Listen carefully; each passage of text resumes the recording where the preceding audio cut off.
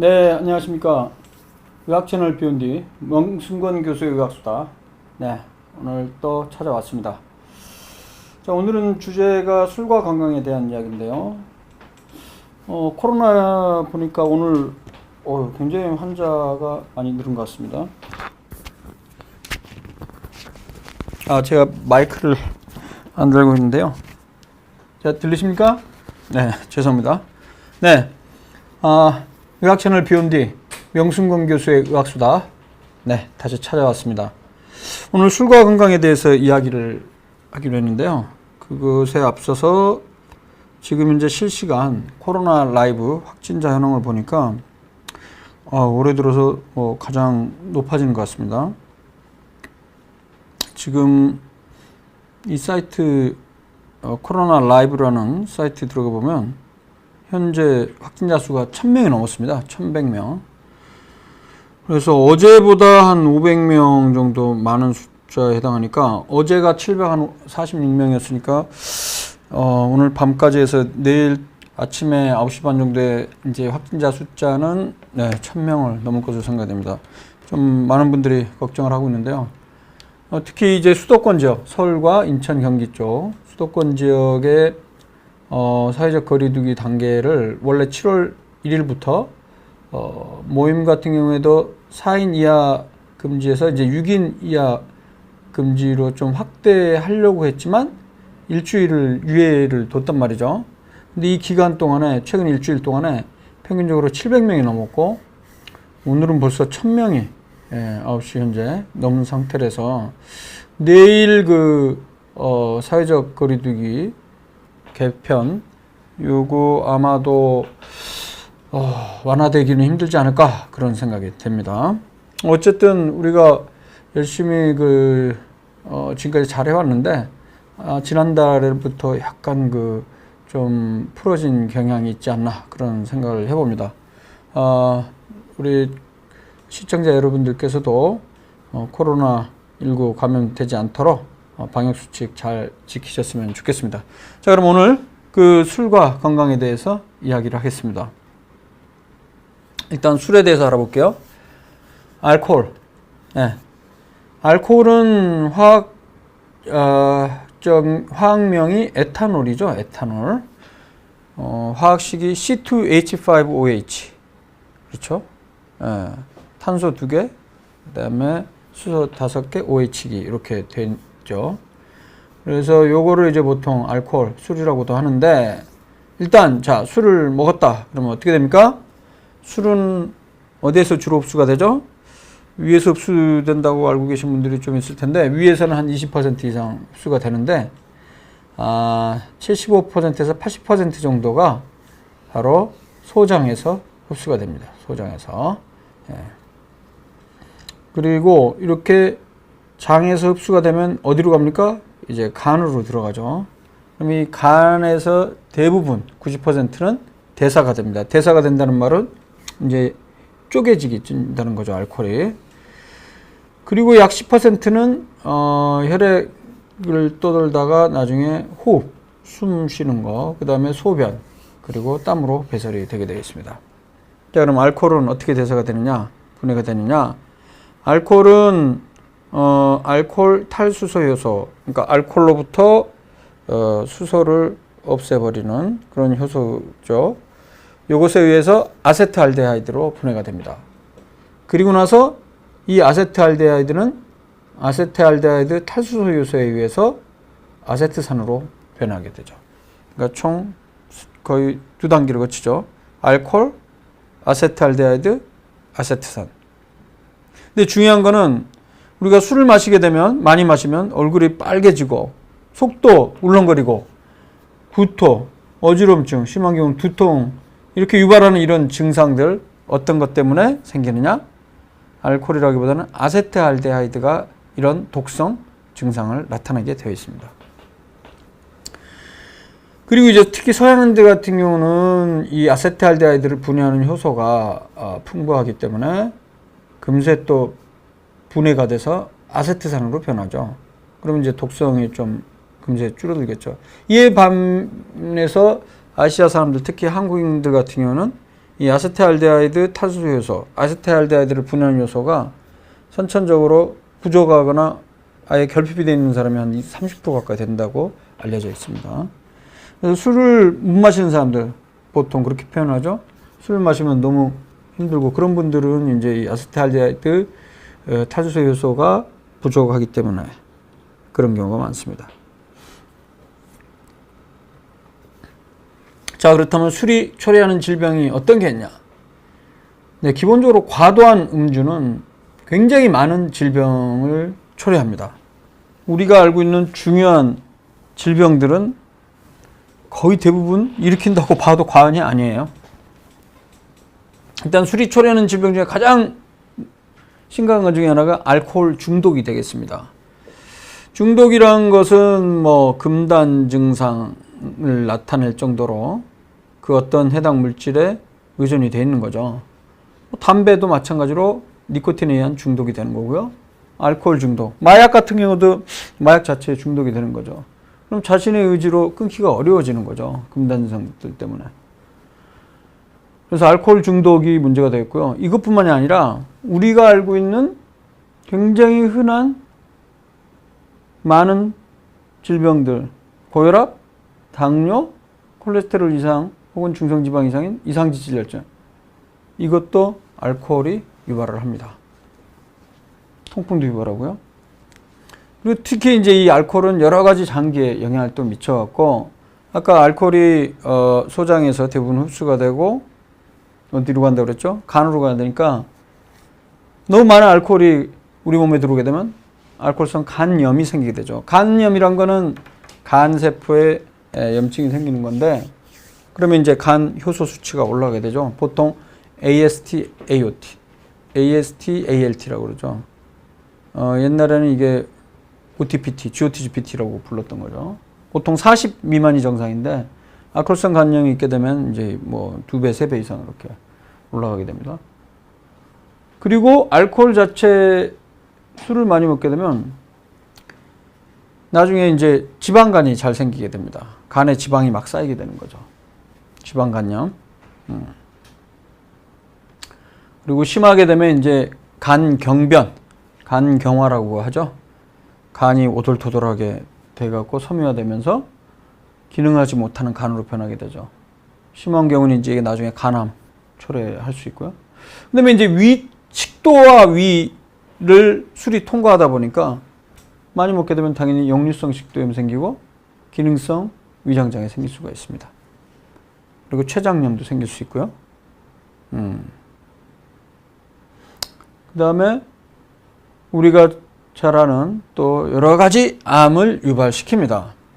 자, 이게 술이, 알코올이 직접적으로 영향을 미치는데 대표적인 게 구강이겠죠. 구강암, 식도암, 그 다음에 후두암, 특히 여성 유방암에 또 확실하게 밝혀진 것 중에 하나가 알코올입니다. 술을 여성들이 많이 먹게 되면 적게 먹는다 하더라도 오히려 유방암이 잘 생길 수가 있어요. 물론 그리고 간암도 유발할 수 있고 대장암도 유발할 수 있죠. 그 다음에 그렇죠. 이게 대장암이 또 발생을 하려면 대장용종, 그죠? 대장용종에서 대장암으로 진행을 하는데, 대장용종의 원인의 대표적인 게 또 술이 들어가 있습니다. 사실 우리 검진 환자분들 이제 검진 결과 보고 제가 그 원인들 설명을 할 때, 예를 들어서 고혈압, 당뇨, 이상지질혈증, 가장 흔한 원인 얘기하면 항상 세 가지죠. 컨비네이션으로. 뭡니까? 흡연, 음주, 비만. 이 세 가지. 진짜 이 흡연, 음주, 비만은 거의 중요한 질병의 다 중요한 원인이 되겠습니다. 그래서 담배는 무조건 끊어야 돼요. 근데 술은 어떻게 되느냐? 이제 그 얘기를 뒤에 할 건데, 일단 이 술이 결국에는 고혈압, 당뇨, 이상지질혈증을 유발하게 되면 동맥경화를 유발해서 결국엔 심혈관 질환, 대표적으로 협심증, 심근경색, 뇌졸중을 일으키게 됩니다. 그리고 뇌에도 영향을 미쳐서 뇌 위축으로 인한 치매나 우울증, 간질의 원인이 됩니다. 그래서 술이 초래하는 질병 정말 많다, 이렇게 이해를 하시면 되겠습니다. 자, 많은 분들 들어오셨는데 대구랭커님, 딸기80님, 김과장님, 산삼님, 동백꽃님, 현송TV 대무인님. 네, 모두 반갑습니다. 자, 근데 이제, 술. 어떤 거든지 마찬가지지만은 양이 중요하거든요. 많이 우리가 섭취하면 섭취할수록 어떤 독성 물질에 많이 노출되면 될수록 병의 발생은 위험성이 증가하죠. 그래서 술에 대한 양도 중요합니다. 그래서 술의 양을 따질 때 표준잔이라는 거를 사용합니다. 표준잔은 영어로 스탠다드 드링크라고 하죠. 표준잔, 스탠다드 드링크인데 1표준잔이란 게 얼마냐? 대략 알코올 중량으로 12g 정도가 됩니다. 나라마다 또 달라요. 1표준잔의 개념. 그리고 연구 논문에서도 약간씩 차이가 있는데, 근데 대개 알코올 10g에서 14g 사이를 보통 1표준잔이라고 정의를 하고 있습니다. 1표준잔. 기억하세요. 이거 12g. 그러면 어느 정도의 술이 알코올 12g이냐? 일단 알코올 12g 요거를 이제 부피로 환산하게 되면 15ml가 됩니다. 15cc. 그러니까 부피를 무게로 환산할 때 비중을 0.8을 곱하면 되거든요. 그래서 우리가 머릿속에 기억할 거는 알코올 12g 1표준잔은 볼륨으로 따졌을 때, 부피로 따졌을 때 15cc다. 15ml다. 이렇게 이해를 하시면 되겠습니다. 15ml 기억하세요? 자, 그럼 이게 과연 어느 정도 되는 거냐? 자, 맥주를 보겠습니다. 여러분들 그 맥주 보통 가장 많이 팔리는 맥주 중에 하나가 355ml가 있어요. 330ml짜리도 있고 다양하지만 대략 355ml. 요게 알코올 농도가 4.5% 정도가 됩니다. 그러면 여기에는 알코올이 몇 밀리리터가 들어있습니까? 355ml 곱하기 0.045 4.5%니까 이렇게 곱하면 바로 이게 대략 15ml가 돼요. 그래서 기억하십시오. 맥주 한 캔이 보통 1표준잔이다. 이렇게 생각하시면 됩니다. 소주는 어떻게 되느냐? 지금은 17% 정도로 떨어졌지만 20%를 기준으로 한다면 계산하기 쉽게 하기 위해서 소주 1.5잔 정도가 보통 1표준잔인데 요즘 17%로 좀 낮아진 거 기준으로 하면 대략 소주 2잔 가까이 정도가 1표준잔이 되겠습니다. 그리고 나머지 주종은요. 해당 주종에 해당하는 전용 잔의 한 잔이 되겠습니다. 그래서 막걸리 보통 한 사발이 250ml거든요. 막걸리는 알코올 농도가 6%입니다. 그래서 250ml 곱하기 6 하면 6, 5, 30, 60 대략 15ml가 되죠. 그리고 와인 같은 경우에는 와인 이렇게 있으면 이걸 전체 꽉 채워서 먹지는 않죠. 보통 요거에 한 3분의 1 약간 넘게 먹죠. 요게 이제 한 120ml가 됩니다. 그럼 120ml인데 와인은 알코올 농도가 어떻게 되냐면 막걸리보다 2배 정도 됩니다. 12%예요. 12%. 기억하세요? 그러면 대략 이것도 15ml가 되겠네요. 120ml 곱하기 0.1. 그리고 마지막으로 양주 같은 경우는 양주 한 잔이 보통 40cc죠. 40ml니까 알코올 농도가 양주가 40%니까 446 대략 15ml가 되죠. 15ml. 소주 같은 경우는 이제 한 잔이 보통 50ml입니다. 그리고 보통 이업들이 그 작은 소주 그게 얼마죠? 360ml니까 보통 소주잔 50ml로 봤을 때 그래서 7잔이 보통 나오게 되어 있습니다. 소주 한 병에는 잔으로 따지면 7잔 정도가 되겠죠. 자, 그래서 기억하실 거는 알코올 단위 1표준잔이 얼마냐? 무게로는 12g 정도 내외 정도 되고 부피로 따졌을 때 cc 액체 단위로 했을 때는 이제 15ml다. 여기에 해당하는 거는 맥주로 따질 때는 355ml짜리 355cc짜리 한 캔. 그리고 소주는 약 2잔. 막걸리는 한 사발, 와인 한 잔, 양주 한 잔 이렇게 되겠습니다. 기억하십시오. 왜 이게 중요하냐? 이제 나라별로 적정 음주량이라는 개념이 있어요. 근데 흥미로운 거는 나라별로 적정 흡연량 이런 거 들어보셨어요? 야, 그런 건 없단 말이죠. 무조건 금연이죠, 건강을 위해서는. 근데 왜 음주는 적정 음주의 개념이 나왔냐? 여러 가지 이유가 있지만 그 중에 하나는 이 정도까지 먹으면 건강에 큰 해가 안 되기 때문이다. 오히려 건강에 이로울 수도 있다는 이런 연구들이 있었기 때문이 아닌가 그런 생각이 듭니다. 그리고 이제 술이란 게 사회적으로 사람들 사교 모임하는 데서 또 사용하다 보니까 뭐 여러 가지 배경들이 있을 것 같아요. 그렇다면 나라별로 어떻게 되느냐? 일단 남자와 여자가 좀 다른데요. 일단 미국을 보겠습니다. 미국 같은 경우는 남성의 경우는 2표준잔을 적정 음주량이라고 해요. 여성의 적정 음주는 미국에서는 1표준잔. 그죠? 1표준잔. 근데 프랑스 같은 경우는 오히려 남성의 경우 4표준잔 이상, 여성의 경우는 뭐 2.7표준잔 정도, 약 3표준잔 정도 되겠네요. 나라별로 이렇게 다르다는 거죠.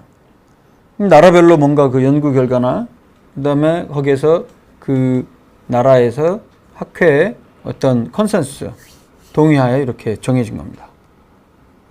그러면 왜 이런 적정 음주가 나오느냐? 그 배경 중에 하나로 적정 음주를 하는 경우에는 관상동맥 질환의 위험성이 낮아진다는 연구 결과들이 있다는 거죠.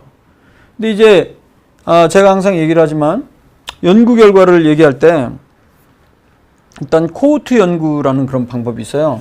코호트 연구는 뭐냐면 공통된 특징을 갖고 있는 집단을 코호트라고 하는데 직업이라든지 아니면 지역별로 해서 코호트를 만듭니다. 대개의 경우는 뭐 최소한 수천 명에서 수만 명, 많게는 100만 명 이상도 몇백만 명을 코호트로 잡아갖고 어떻게 합니까? 지금 음주와 심장질환, 특히 심장질환 중에는 협심증이나 심근경색 같은 관상동맥 질환. 참고로 관상동맥이라는 건 뭐냐면 관 모양이라는 거, 왕관 모양이라는 거예요. 그러니까 동맥이 심장을 이렇게 벽을 둘러싼 모양이 왕관 모양이다. 그래서 관상동맥이라고 하거든요. 근데 그러면 술을 어느 정도, 그러니까 안 마시는 사람과 비교했을 때 술을 마시는 사람은 관상동맥 질환이 얼마나 발생하느냐, 이런 연구 방법을 연구를 하고 싶어요. 그럼 어떤 연구를 하는 게 현재로서는 가장 근거 수준이 높은 연구 방법이냐? 바로 코호트 연구인데요. 뭐냐면 이건 이렇게 합니다. 일단 뭐 10,000명이면 10,000명의 사람들 혹은 10만 명의 사람들을 정해놓고 현재의 생활 습관을 다 설문지를 통해서 조사를 합니다. 그 설문조사 방법은 직접 면접원이 가는 경우도 있고 아니면 전화로 면접하는 경우도 있고 아니면 설문지 우편을 통해서 준 다음에 자기 기입식으로 본인이 답변을 하는 이런 방법도 있고 다양한 방법이 있어요. 그렇게 해서 뭘 확인하느냐? 일단 나이 확인하겠죠? 그 다음에 성별, 그 다음에 또 중요한 게 뭡니까?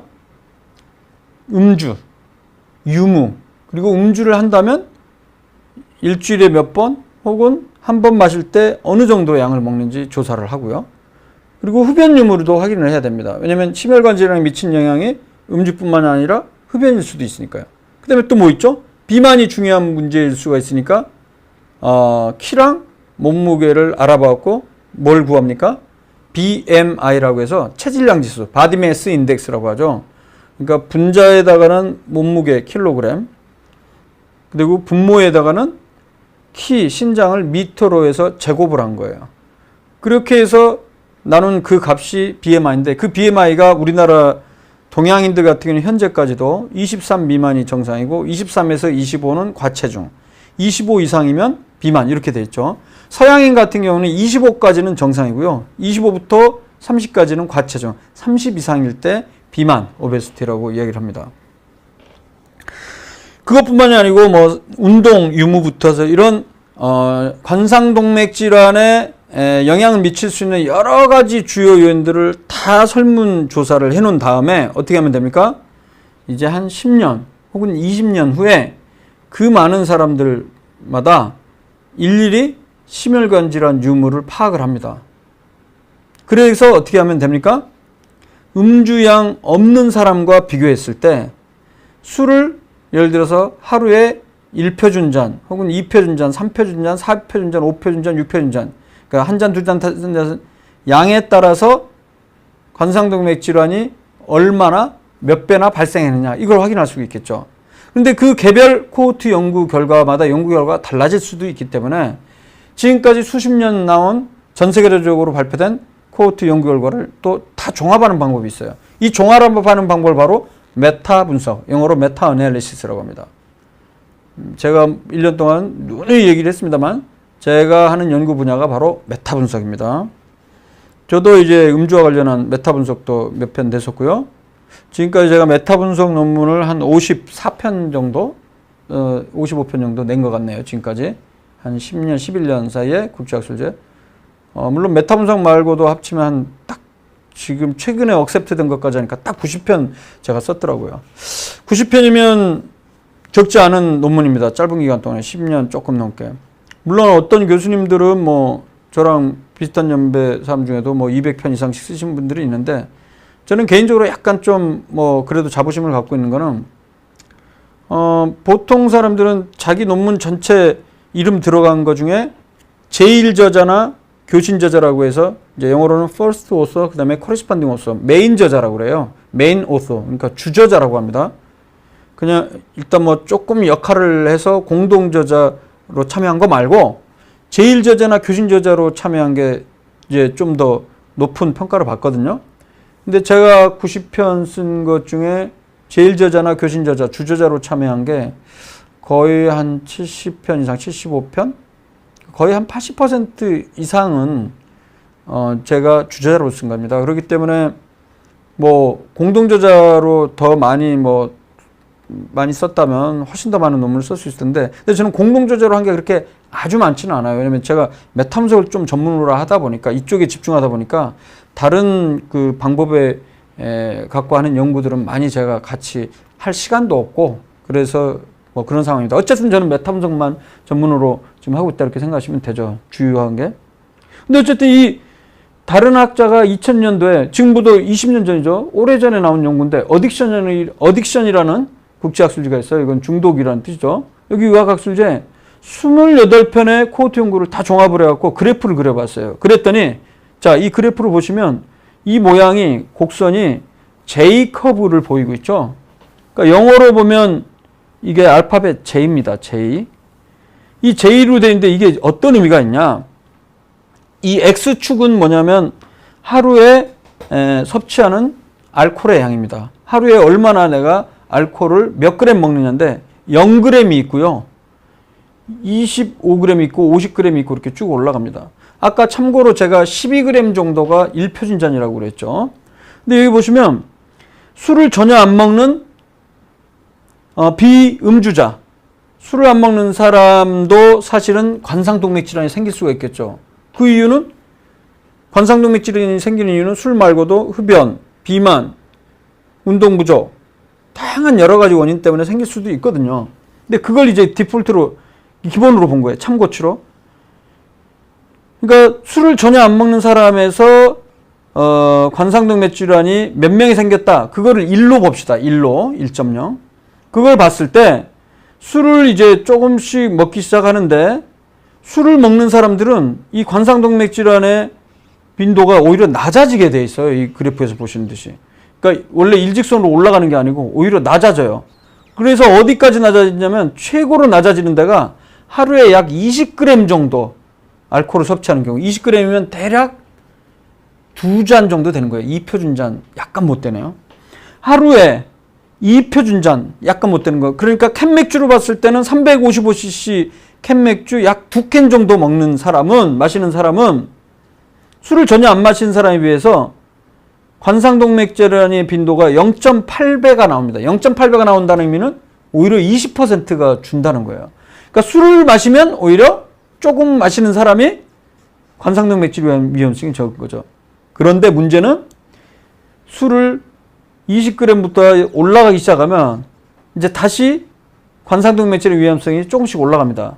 그리고 대략 70g 내외 혹은 60g 내외, 그러니까 대략 한 4잔, 4표준잔 정도 가면 술 안 마시는 사람과 비슷해지고요. 그다음에 술을 이거보다 더 많이 마시게 되면 하루에 그냥 뭐 캔 맥주로 막 5캔, 6캔. 그러니까 어떻게 돼요? 그 맥주로 보면 그냥 1500cc, 2000cc 이상 이렇게 막 먹게 되면 이제 관상동맥질환의 위험성이 비음주자보다 올라가게 됩니다. 이런 곡선을 처음으로 2000년도에 제시를 했어요. 그래서 이 결론을 보시면 하루 20g의 알코올, 약 2표준잔을 먹으면 RR이라고 하는데 이게 상대 위험도라고 해서 상대적으로 얼마나 관상동맥질환의 위험성이 높은가를 보는 거예요. 술 안 마시는 사람과 비교했을 때 오히려 0.8이 나옵니다. 이게 1보다 높게 되면 술 안 마시는 사람과 비교했을 때 1점 몇 배, 2점 몇 배 이렇게 커진다는 건데 오히려 0.8배이기 때문에 20% 준다는 거죠. 그리고 이 CI라는 건 뭐냐면 Confidence Interval이라고 해서 95% 신뢰 구간을 얘기하는 거예요. 그러니까 우리가 100번 이 연구를 수행한다고 그랬을 때 95번은 0.78에서 0.83에 위치하는데 이 사이에 0이 포함되지 않기 때문에 통계적으로 유효하다. 이렇게 우리가 통계 해석을 할 때 그렇게 합니다. 조금 뭐 복잡한 내용이 되긴 했습니다만 결론적으로 약 72g까지는 관상동맥질환 예방 효과가 관찰되는데 그 이후부터는 위험성이 높아진다. 이런 거죠. 그럼 이게 2000년도니까 그럼 그 다음 이후에 나온 연구는 어떤가? 2017년도 연구가 또 있네요. Journal of the Study on Alcohol and Drugs. 뭐 이렇게 이거 풀네임은 뭐 정확하지가 않은데 이게 지금 저널의 약어명이죠. 약어명. 여기에 보다 더 많은 코호트 연구 결과를 메타 분석했습니다. 45편. 굉장히 많은 논문을 종합했네요. 여기서도 보면 가벼운 음주자. 여기서 말하는 가벼운 음주자는 대개 한 잔이나 2잔 정도. 그랬더니 비음주자보다 관상동맥질환 사망률이 마찬가지로 20% 낮은 거로 되어 있습니다. 근데 좀 독특한 거는 55세 이하에서는 가벼운 음주자와 비음주자와 관상동맥질의 위험성이 차이가 없었다. 이 말의 의미는 젊은 사람들은 술을 뭐 적정 음주 하더라도 관상동맥질환을 예방하는 효과는 별로 관찰이 안 됐다는 거죠. 그러면 관상동맥질환 말고 사망률은 어떠냐?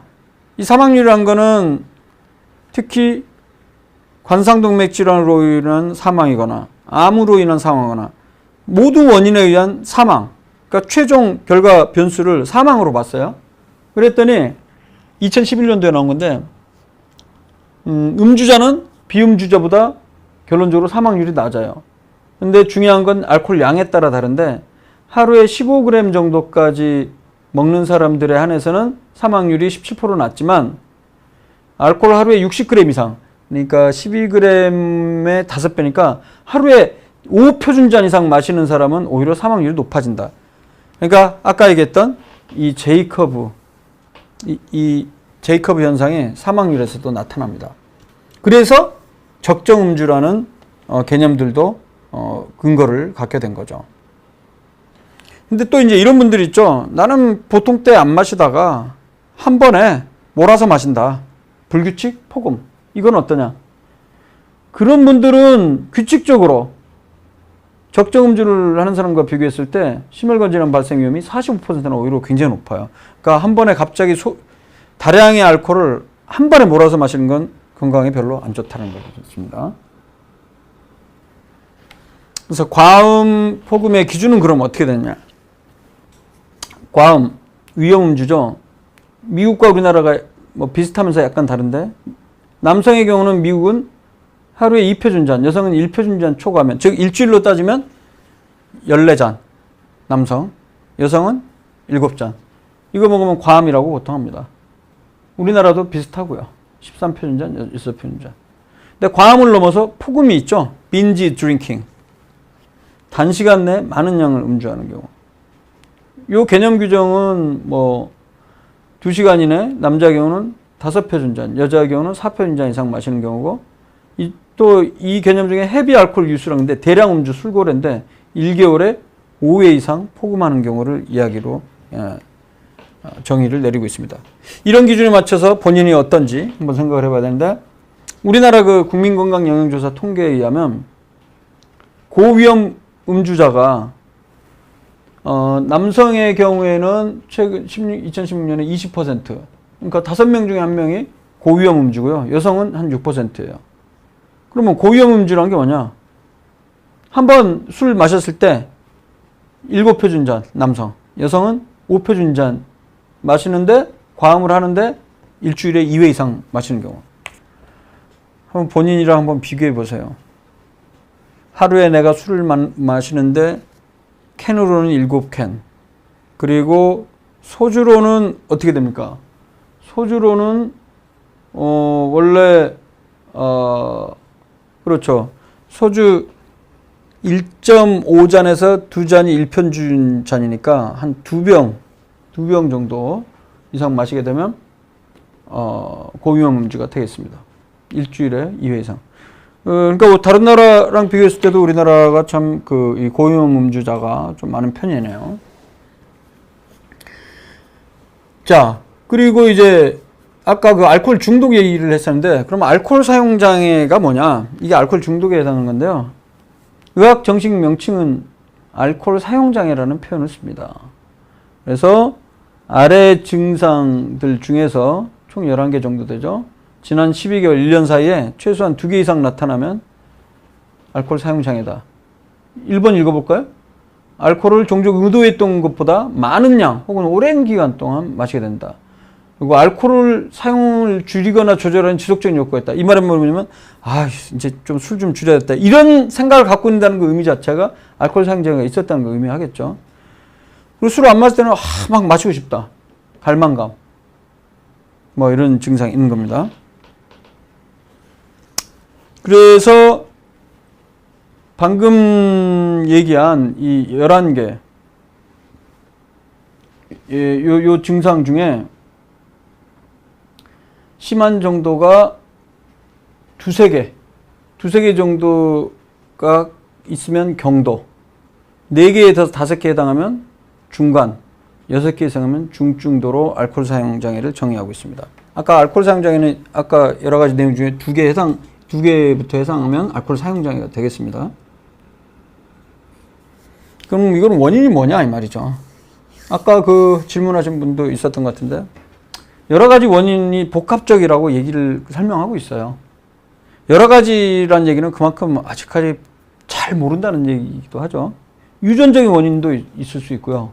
그다음에 생물학적 원인, 심리적 원인, 그다음에 사회문화적 원인. 우리나라는 이 사회문화적 원인이 좀 강한 것 같습니다. 술 권하는 사회. 그렇죠. 한번 마셨다 하면 빠른 시간 안에 많은 양의 술을 빨리 먹는 거죠. 그래서 폭탄주, 술잔 돌리기, 음주 강요. 뭐 외국 사람들 같은 경우는 뭐 그런 나라도 있지만 되게 보면 한 잔 놓고 오랫동안 뭐 이야기하면서 마시는 경우도 많고 그러죠. 이런 여러 가지 원인들이 있는 거로 되어 있습니다. 참고로 이제 요게 음주 측정 공식 중에 위드마크 공식이란 게 있거든요. 들어보셨습니까? 위드마크란 독일인이 만든 방법이라고 되어 있는데 여기 있네요. 1914년 벌써 100년 가까이 됐네요. 그러니까 음주운전을 했어요. 사고 났어요. 뺑소니를 쳤어요. 시간이 많이 경과됐죠. 그럼 다음날 아침에 집에서 경찰에 잡힐 수도 있죠. 그때는 술이 좀 많이 깨거나 적정 한계 수치 기준보다 이하인 경우가 있을 수 있죠. 이런 경우에 사고가 났던 시점으로 다시 역추산을 해서 사고가 났을 상황 때 혈중 알코올 농도가 어느 정도였을지 추정하는 방법이 바로 위드마크 음주 측정 공식입니다. 그래서 우리나라는 96년도에 음주 뺑소니 운전자 처벌을 위해서 도입을 했습니다. 자, 그럼 이게 어떤 공식이 어떻게 되냐? 이렇게 됩니다. 알코올 농도 퍼센트를 어떻게 구하면 되냐면 분자에는 운전자가 섭취한 알코올의 양입니다. 알코올의 양이면 일단 몇 잔, 몇 cc를 먹었냐를 그 해당 종류의 술의 농도, 즉 맥주면 4.5%, 그죠? 소주면 17% 요즘은, 와인이면 12%, 막걸리는 6%, 그 다음에 양주 같으면 40%, 요걸 곱해요. 그런 다음에 0.8을 이게 비중이죠. 알코올 비중. 그럼 이게 무게가 나오게 되는 거예요. 이걸 분자에다 놓고 분모에다가는 뭐를 나누냐? 그 사람의 체중 그리고 성별에 대한 개수를 곱한 걸로 나눠줍니다. 그렇게 하면 이게 몇 퍼센트 이렇게 딱 나오는 거거든요. 근데 이 위드마크 공식은 기본적으로 술을 딱 먹었죠. 최종적으로 마지막 잔 딱 마시고 나서 바로 재면 최고 수치가 안 나와요. 30분 정도 지난 후에 혈중 농도의 음주량이 그 수치가 최고로 됩니다. 그리고 나서 어떻게 되느냐? 30분 후에 최고가 된 다음에 1시간마다 알코올 농도가 떨어지게 돼 있어요. 얼마나 떨어지냐? 범위가 굉장히 많은데 대략 0.015% 정도 떨어진다. 중간값이 이렇게 돼 있습니다. 그래서 한번 사례를 볼까요? 체중이 70kg인 성인 남자가 20도짜리, 원래 요즘은 17도인데 이제 20도로 계산하기 쉽게 옛날 술로 할게요. 소주 4잔, 한 잔이 50cc니까 200cc를 마시고 1시간 30분 후에 사고를 냈다고 쳐봅시다. 그러면 혈중 농도는 어떻게 됩니까? 자, 200cc 양이죠? 곱하기 뭐 해야 돼요? 알코올 농도 20도니까 0.2 곱하기 비중, 무게로 환산하기 위해서 0.8을 곱하고 대략.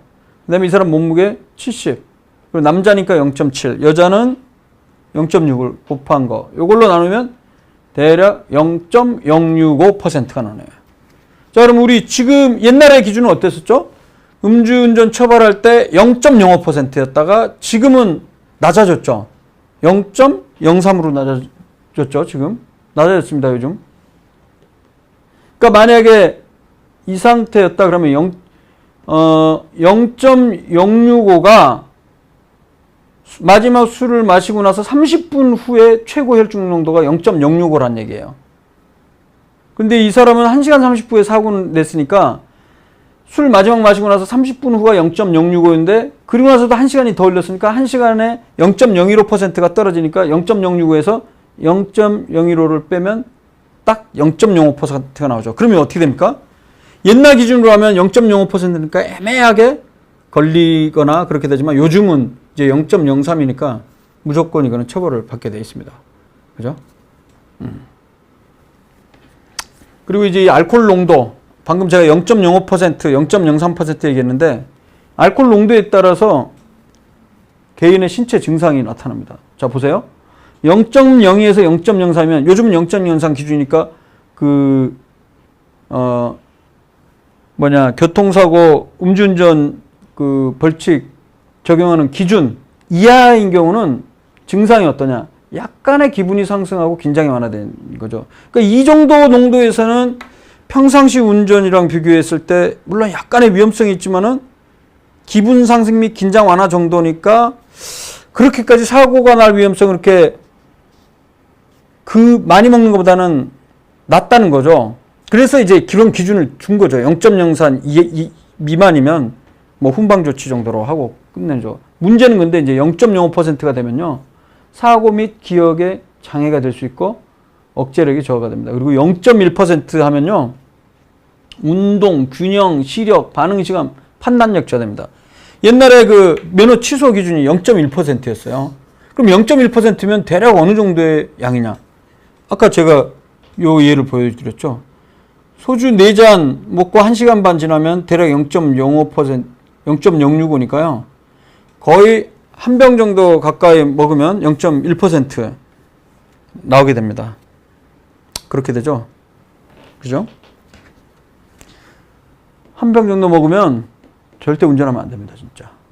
아니, 당연히 한 병이 아니라 아까 했던 0.03에 해당하는 거니까 캔맥주로 따졌을 때 대략 제가 계산을 해보니까 355cc로 2캔 정도를 먹게 되면 딱 0.05 가까이 나오는데, 그러니까 2캔 먹으면 당연히 걸리기도 하고 문제가 생길 수가 있어요. 한 캔이면 이제 0.03에서 근처가 되지만, 근데 이제 여기에 단점이 있습니다. 개인마다 혈중 농도가 다 달라요, 또. 그렇기 때문에 제가 지금 여기에서 제기한 이 공식 절대로 이 공식 있죠? 맹신하면 안 됩니다, 이 공식. 이거는 대략적인 거지 실제는 개인마다 너무나 차이가 있을 수 있기 때문에 결론은 술을 마시면 절대 운전하면 안 됩니다. 다시 한번 강조합니다. 근데 이제 한 2병 이상 맞고 0.2%가 되면 방향 감각도 잃고 걷기도 어렵고 이럽니다. 야, 그런데 이제 뭐 면허 취소될 정도로 뭐 어떤 사람이 음주운전했다. 그러면 0.15, 0.1만 넘어가면요. 아주 이건 뭐 운전 큰일 납니다. 큰일 나. 그리고 문제는 0.3, 혼돈, 헛소리하고 막 이런데 나중에 0.4 이상이면요. 혼수 상태에 빠집니다. 그리고 사망까지도 하죠. 그래서요. 술을 좋아하는 사람들은 아예 모임 장소에 차는 절대 갖고 나가지 않는 게 그게 정답입니다. 술도 사실 뭐 가능하면 안 먹는 게 좋겠지만요. 자, 이렇게 알코올 사용 장애가 있는 사람들은 어떤 치료를 하느냐? 비약물 치료에는 행동 치료를 할 수 있어요. 인지행동요법. 인지행동요법이란 거는 술에 대한 올바른 생각을 인지를 가져야지 술의 습관, 음주 습관 이런 행동도 달라질 수 있다는 거죠. 담배도 마찬가지죠. 이런 사람이 있어요. 흡연하시는 분들은 뭐 담배 피운다고 뭐 다 폐암 걸리는 거 아니잖아. 이런 생각들 있죠. 이게 잘못된 생각을 하게 되면 계속 담배를 피우게 돼요. 핑계거리를 만드니까. 그리고 내 옆집에 사는 90세 할아버지는 지금까지 담배 2갑씩 피우셨는데도 정정하다 이렇게 얘기를 하죠. 근데 그 할아버지는 그렇게 살아계실지 모르겠지만 본인이 그렇게까지 오래 산다는 통계적인 그런 보장 전혀 없다는 거죠. 이런 잘못된 생각 가지면 안 된다는 거예요. 약물 치료는 어떤 게 있을 수 있냐? 대략 한 3가지 정도가 있을 수 있는데요. 일단 날트렉손이라는 약인데 이거는 알코올 갈망 및 보상에 관련된 뇌 수용체를 차단시킵니다. 그래서 이 말의 의미는 알코올 술 자체를 그렇게 막 땡기거나 그런 생각도 안 들고 술을 먹었을 때 기분이 원래 좀 좋아져야 되잖아요. 뭐 도파민 이런 것들이 분비가 돼야 되는데 그런 것들을 좀 차단하는 역할을 하는 거죠. 날트렉손이. 그리고 아캄프로세이트라는 약이 있어요. 이거는 술을 이제 끊어야지 하고 딱 끊죠. 그러면 부정적인 증상, 네거티브 증상들, 기분이 안 좋아지거나 막 그런 증상들을 오히려 이 약을 먹으면 좀 완화시킬 수 있어서 금주에 도움이 될 수 있다는 거죠. 다이설피람 같은 경우는 오히려 그러니까 이거는 오히려 해로움을 유발하는 거예요. 그러니까 이 약을 먹고 있는 상태에서 술을 마시게 되면 속이 막 울렁거려요. 피부도 빨개지고. 그러니까 기분 나쁜 증상, 혐오를 조장하는 거죠. 기분 나쁜 증상을 유발하면서 음주를 피하기 유도할 수 있는 게 이게 다이설피람이라는 약들입니다. 이런 약들을 쓰긴 합니다. 그래서 만약에 내가 진짜 안 된다 이러면 술 정말 못 끊는다 그러면 그거는 자신의 의지로 해결하는 게 아니고 알코올 사용장애 알코올 중독 클리닉 주로 정신건강의학과에서 치료를 하기 때문에 그 전문 센터에 가셔서 치료를 좀 받는 게 좋습니다. 그래서 중독정신의학회에서는 적정 음주량 기준을 이렇게 얘기를 하고 있어요. 하루 24g이니까 아까 1표준잔이 12g이라고 그랬죠. 그러니까 2잔. 그리고 주 3회 이내. 여성의 경우는 15g, 주 3회 이내요. 그러니까 15g이니까 한 잔 반 정도가 됐네요. 그래서 고위험 음주량이 뭐냐면 알코올 하루에 60g 이상 섭취를 일주일에 2번 이상 하는 경우. 그러니까 대략 5표준잔. 캔으로 하면 5캔 정도. 이렇게 되어 있습니다. 근데 지금 여기 이렇게 적정 음주를 제시를 하고 있는데 정의화 진리님이 얘기를 해주셨죠. 국립암센터 성광 원장님 그리고 인터뷰에 의하면 술은 단 한 잔이라도 제1군 발암물질이므로 암야봉에서 먹어서는 안 되는 걸 발표한 사실이 있어요. 예, 이 부분에 대한 거는 다음 주에 제가 핫 이슈로 좀 자세하게 좀 다뤄드리도록 하겠습니다. 이 부분은 분명히 알코올은 세계보건기구사나 국제암연구소에서 발암물질로 당연히 규정을 하고 있습니다. 암을 일으키는 물질 1그룹입니다. 1군. 2군은 가능한 물질이에요. 발암 가능 물질. 근데 발암 가능 물질도 아니고 1군은 1군에 속하죠. 아까 제가 앞서서 얘기했지만 당연히 구강암, 식도암, 유방암, 간암 대장암 유발한다고 그랬잖아요. 발암물질이 맞아요. 근데 과연 이제 논란이 뭐가 됐었냐면 과연 술 단 한 잔, 여기서 말하는 한 잔이란 게 1표준잔이란 거죠. 1표준잔. 과연 1표준잔은 괜찮냐? 사실은 최근에 2015년 이전에는 10년 동안 유럽도 마찬가지고 우리나라에서도 마찬가지고 암 예방 수칙에 암 예방을 위해서 술을 꼭 마셔야 한다면 남자는 2잔, 여자는 1잔 이렇게 돼 있었어요. 이것과 맥을 같이 하는 거죠. 적정 음주. 근데 2015년 정도 이후부터 아예 암 예방을 목적으로는 1잔의 술도 먹지 말라로 바뀌었습니다. 최근 2015년 정도에. 그런데 이 바뀌게 된 배경에 여러 가지 이슈들이 있었어요. 그 이슈 굉장히 흥미로운 내용이라고 저는 생각하는데 이 이슈 한복판에 제가 사실 끼어 있어요. 왜냐하면 제가 이 연구와 관련한 거에서 문제 제기를 했고 그것이 해당 학술제 또 레터로 발표되고 그래서 그 아주 좀 흥미로운 사례가 있습니다. 그래서 그 내용은 다음 시간에 할 텐데 굉장히 흥미가 있을 거라고 생각합니다. 가벼운 음주도 과연 암을 일으키냐에 대해서요. 오늘은 이제 3분 남았으니까 마지막 이거 좀 정리를 할게요. 몇 가지 궁금증 중에 하나, 2가지 정도. 술 마시면 갈증이 난다고 그러잖아요. 왜 갈증이 날까? 기존에는 어떻게 설명을 했냐면 이뇨 효과 때문에 그렇다. 술이 우리 몸에서 소변 배출을 촉진시켜서 우리 몸에서 수분이 많이 빠져나가서 탈수 증상이 생기는 거다. 그래서 갈증이 생긴다. 이렇게 해석을 했어요. 즉 알코올은 뇌하수체 후엽에 분비되는 항이뇨 호르몬을 덜 분비하게 한다. 그러니까 항이뇨 호르몬이란 거는 소변 나오는 거를 막는 호르몬인데 이게 덜 분비되면 소변이 잘 나오는 거죠. 그러니까 술은 이뇨를 촉진한다. 그래서 우리 몸에서 수분이 빠져나가기 때문에 갈증이 생긴다라고 그렇게 가설이 제시가 됐었는데 이런 문제 제기가 나오기 시작했어요. 적은 양 술을 약간 조금만 먹는 경우는 이뇨가 유도가 돼요. 근데 너무 많이 마시면 소변량이 오히려 줄어든다는 거예요. 그리고 숙취를 유도할 정도의 알코올을 섭취하는 경우 직후에는 이뇨 현상이 나타났다가 점차적으로 항이뇨 현상이 나타난다. 그러니까 오히려 몸에 수분이 축적이 된다.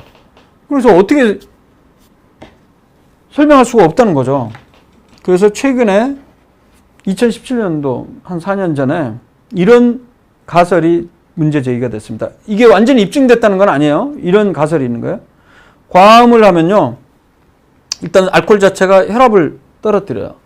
그럼 혈압이 떨어지니까 정상 혈압으로 돌아가라! 라고 신장, 콩팥에 안지오텐신2가 농도가 올라갑니다.